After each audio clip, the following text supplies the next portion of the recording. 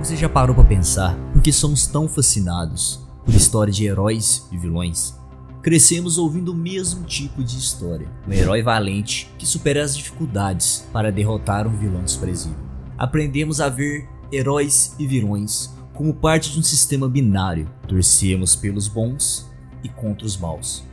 Quando crianças, vemos isso como uma lei inquebrável. Mas à medida que envelhecemos, algo muito estranho acontece. A linha entre heróis e vilões começa a se desfocar. De repente, heróis começam a parecer muito mais sem graça, enquanto vilões se tornam cada vez mais complexos. Peraí, se você olhar a palavra vilão no dicionário, quase todas as definições mencionarão a palavra mal. Mas o que exatamente é o mal? Na maioria das culturas, os conceitos de bom e mal estão ligados aos nossos princípios de moralidade. Mas o que caralhos é moralidade? Explicando porcamente, é basicamente uma barreira que divide o bem e o mal. Mas fica até o final do vídeo que eu quero te ajudar a entender melhor esse conceito. Moralidade é frequentemente determinado por qualquer código religioso, cultura, educação e até mesmo experiência pessoal. E é por isso que a noção de mal é extremamente abstrata, pois pode ser alterado dependendo das circunstâncias ao nosso redor. Mal se transformou em um termo genérico, atribuído àqueles que causam resultados negativos. Nesse contexto, a moralidade é um dos conceitos mais difíceis da mente humana entender. Todos têm seu próprio conjunto de necessidades e motivações complexas. E é muito mais fácil apenas olhar para a fonte de todo o meu e o seu sofrimento e chamá-lo de mal. Para ilustrar essa complexidade, vamos falar sobre dois vilões de Gato de Botas, Joãozão Trombeta e Humpty Dumpty. Mas qual é a principal diferença entre eles? A resposta está em suas motivações. Joãozão deseja poder absoluto e controle. Ele é um vilão clássico, simples e direto. Tudo o que ele quer é dominar, sem se importar com quem ele pisa pelo caminho. Joãozão não tem camadas, é movido apenas pela ganância. Agora vamos olhar para Humpty. Ele não é apenas um vilão, ele foi amigo de infância do Gato de Botas, mas se sentiu traído e abandonado quando o gato escolheu outro caminho. Humpty é movido por ressentimento e inveja, buscando vingança e reconhecimento.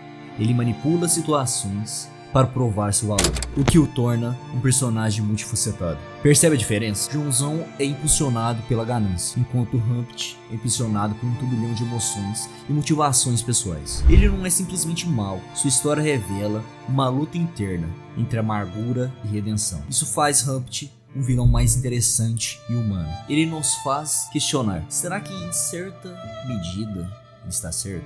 Que há histórias onde vilões fazem coisas ruins simplesmente porque são maus é fácil, mas vilões puramente malévolos tendem a ser esquecíveis. Você realmente lembrava do Joãozão? O problema com esses personagens é que é difícil se relacionar com eles. A verdade é que a maioria das pessoas não tem tendência a atos maliciosos, mas quando vemos Humpty com sua complexidade e conflitos internos, conseguimos entender em certa dose as suas ações, mesmo que não concordamos com ela. Isso é o que torna um vilão memorável, a capacidade de refletir as lutas e emoções humanas, tornando-os mais próximos de nós.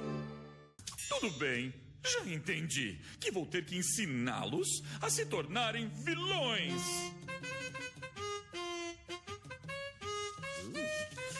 Para criar um vilão verdadeiramente memorável, você precisa conectá-lo com o público. Desde sempre, figuras do mal existem em nossa história, presentes em mitologias, lendas e textos religiosos. Pense em Satanás, o rosto do mal da maior religião do mundo. Ele é provavelmente o vilão mais infame de toda a história humana. Cada versão do diabo compartilha traços semelhantes, mas nenhuma é idêntica.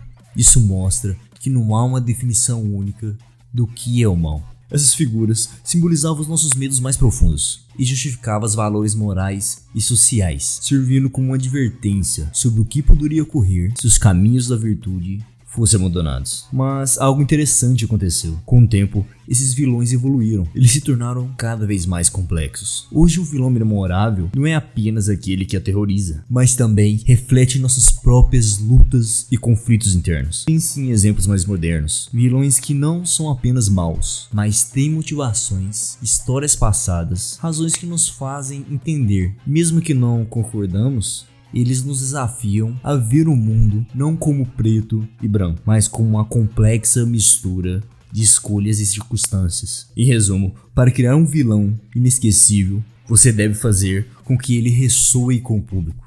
E em um nível mais profundo, ele deve ser o espelho das nossas próprias batalhas internas. Alguém que nos faz questionar não apenas suas ações, mas as nossas próprias. Vamos falar sobre Walter White, um dos personagens mais complexos e bem construídos de todas as séries. Para entender o Walter completamente, precisamos voltar no tempo, até a origem do próprio mal. Como descrito no poema Paraíso Perdido, onde esse poema fala sobre a queda de Lúcifer e a expulsão da humanidade do Éden, com um foco no livre-arbítrio, a liberdade de escolha. Por que fez essas escolhas? Esse é o tema principal de Breaking Bad. Walter começa como um simples professor de química, que é subestimado pelos seus alunos e pela própria família. Mas quando descobre que tem câncer, algo muda. Ele decide garantir o futuro financeiro da sua família. E isso o leva a se tornar um traficante de drogas. Vemos a sua transformação. Walter passa de um homem bom para um homem mau.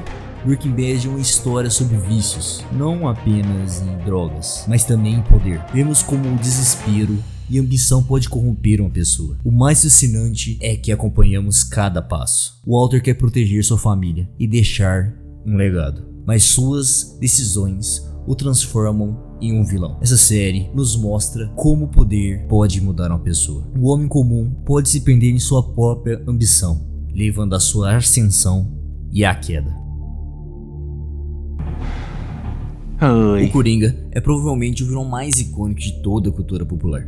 Não é à toa que os Mandrakes usam ele como um símbolo. Sua popularidade explodiu após a lendária interpretação de Heath Ledger, o Cavaleiro das Trevas, sendo descrito por muitos como um dos vilões mais carismáticos de todos os tempos.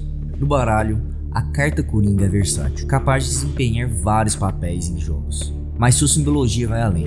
Representada pelo Bobo da Corte, uma figura comum na Idade Média, o Bobo entretinha o rei com humor e ousava dizer verdades disfarçadas. Apenas ele tinha a liberdade de criticar e aplicar truques e fazer piadas sem ser punido.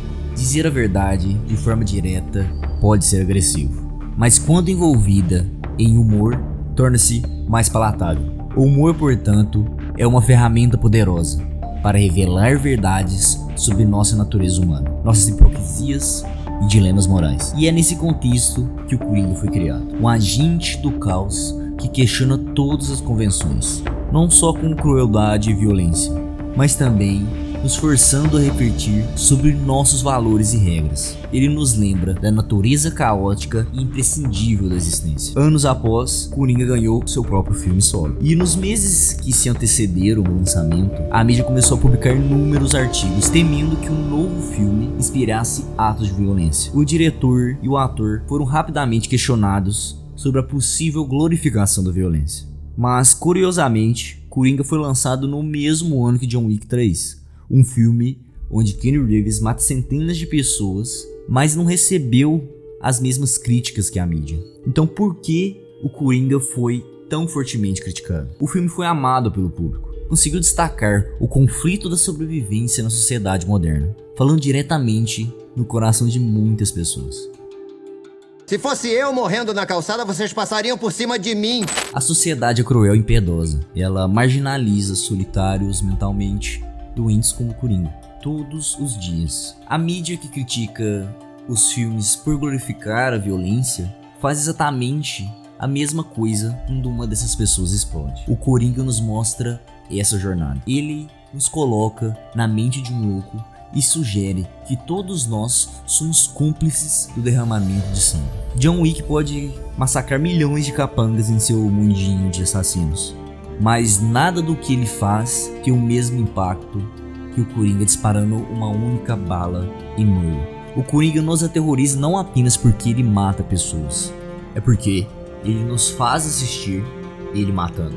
Nenhuma outra mídia recente fez tantas pessoas questionarem sua moralidade. Existe um pedacinho do Coringa em todos nós, e é por isso que muitos se identificam com ele. O Coringa estava justificado em matar Murray? Não, mas seria mentira dizer que a cena e o contexto gerado pelo filme não foi pelo menos um pouco libertador, capturando perfeitamente o sentimento de descontentamento em um mundo cada vez mais caótico. O Coringa é um dos vilões mais memoráveis, porque ele é assustadoramente próximo da realidade. Ele nos obriga a confrontar as partes mais feias da condição humana, sendo profundamente desconfortável e extremamente controverso. No final do dia, não é esse o objetivo de um vilão? Nos ajudar a processar mentalmente conflitos do mundo real? Já reparou que na vida real, os malvados sempre parecem ganhar? Esse pensamento contraria tudo que nossa sociedade tenta nos ensinar desde a infância. Vamos pegar os pensamentos de Maquiavel. Ele acreditava que as pessoas más tinham uma grande vantagem sobre as boas, porque não tem barreiras morais para impedir seus objetivos. Elas não estão presas a princípios que muitas vezes são obstáculos.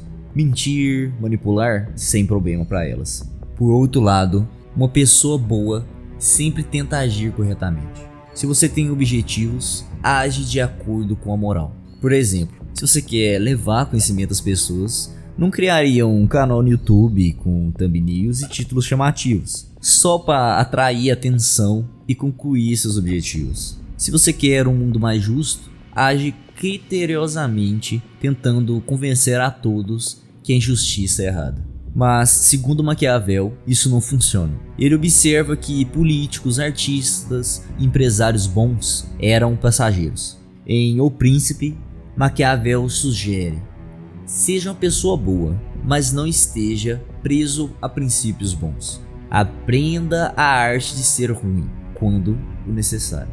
O livro não é um guia para ser mal, mas mostra o que as pessoas boas podem aprender com as más. É sobre ser eficaz, não apenas bom.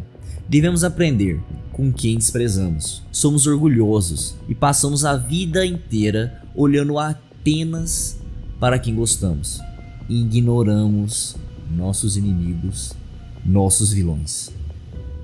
Pessoal, o vídeo demorou um pouco para sair por conta de problemas de saúde e o engajamento do canal acabou caindo muito. Então eu queria pedir seu apoio.